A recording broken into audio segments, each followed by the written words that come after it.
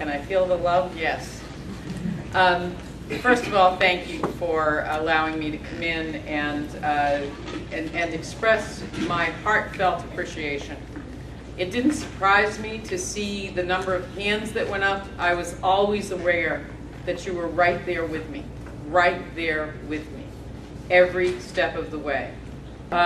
So thank you. But I also want to tell you, I'm here to tell you tonight, that the fight goes on. You know, I'm still standing, and I'm still smiling. And we built a foundation, and we will move on with that. We're already in the works with looking at, you know, what do we do going into the future? How do we keep this movement alive? How do we keep the foundation that we've built on? The conversation goes on. You're granted strong, I'm granted tough, and we will continue this fight.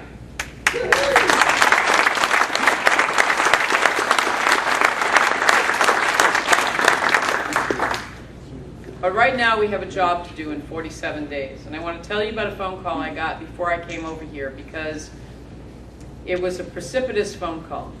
A young woman calls me with a slightly different than New Hampshire accent and says, I'm calling to see who you're going to vote in the congressional race. You know, I represent, or I'm calling on behalf of Annie McLean Custer, and, you know, we'd like you to get out there and vote. We'd like you to support her. And so we're wondering if you've made a decision yet in the race.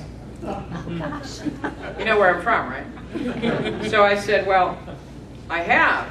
And I said, Nanny and I are friends, and she's a great lady, and if I lived in her district, I'd definitely be supporting her. And she said, well, you don't? And I said, no, I don't. I'm in CD1. Your records are wrong.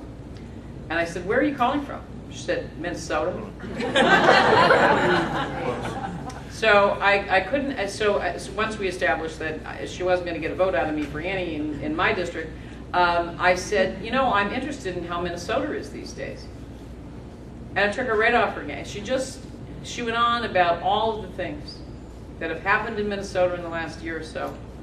You know, the Scott Walker on steroids, and that we've got coming, you know, on one side of the ballot. And she talked about the demoralization and all, and I think they've already started to decline in union membership, organized labor. They are tearing away the fabric of what was a once great state. But she gave me a piece of information that I didn't have before, and this is key, and this is where you come in. She said, we don't know what happened between the 1.1 million signatures that we got to recall Scott Walker and the number of votes that we actually got, which was substantially less. And that's why it didn't work. That's why they lost the recall. We don't have time. This cannot be a paper endorsement. We need every single boot on the ground that we can get. We need your family, we need your friends, we need your coworkers, we need your aunts, your uncles, your mom, your dad, your kids, and every one of your neighbors has got to be engaged in what's coming. Because what's coming on the other side of the ballot is about as ugly as anything I've ever seen. I was a little preoccupied with my race going into Tuesday. But on Wednesday, I did have just sort of, you know, a corner of the eye on what was happening on the other side of the ballot. And I have to tell you, the organization that went into the Republican side of the ballot, and I'm here to tell you, because I've worked very successfully with Republicans, you know, for the time that I was in the legislature, and I've always had great regard for ideas that come from either side of the aisle. That is not a Republican slate that you're dealing with. That's a libertarian slate that doesn't think you ought to exist at all. They have called you unproductive, they have called you parasites, and they would just as soon you get out of those departments. They can cut them down, and you can move to some other state. They have said that. Those are their words. Ovid Lamontagne has signed at least 3 pledges that we know of. He signed the Grover Norquist pledge to cut spending, cut taxes. He has signed the Americans for Prosperity pledge to cut taxes, cut spending, cut government, and, oh, by the way, turn this into a right to work for less state. And he signed, you know, the old Meldrum Thompson, William Loeb pledge of no broad-based taxes. He can't sign enough pledges. So we know what we can expect from him. He said he's going to get rid of a lot of revenue sources. It's only going to make matters worse. Some of you may know that I signed on the day after the election to be the co-chair of Maggie's campaign. And I did so because I believe that she represents the values that you and I share a whole lot more than over the Montana. She believes in government.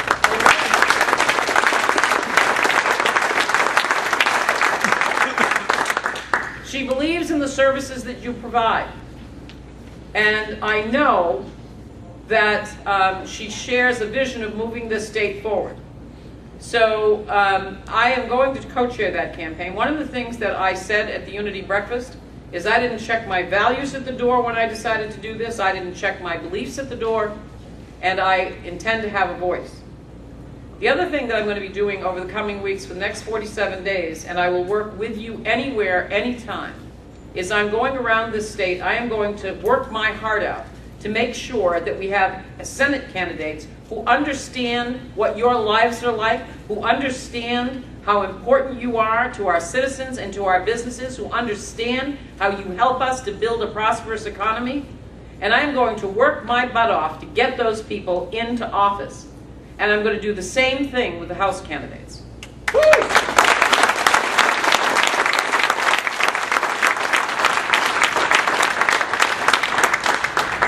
I'm asking you to join me tonight.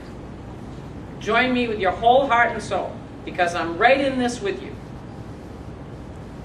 There are fights to have another day. We do not want a Scott Walker on steroids. We do not want a libertarian state. We need to preserve what we have. We need to work with what we have. And we need to move this state forward. And we will continue the dialogue and continue the conversation. But so much depends on you. So I ask you to join me. I'll be right in there with you. And as I said, I will go, if you want me to lead the effort to go door to door in your precincts, I will do that. So again, thank you so much for the confidence you had in me and for helping with an exciting, great campaign. And we'll continue together. Thank you.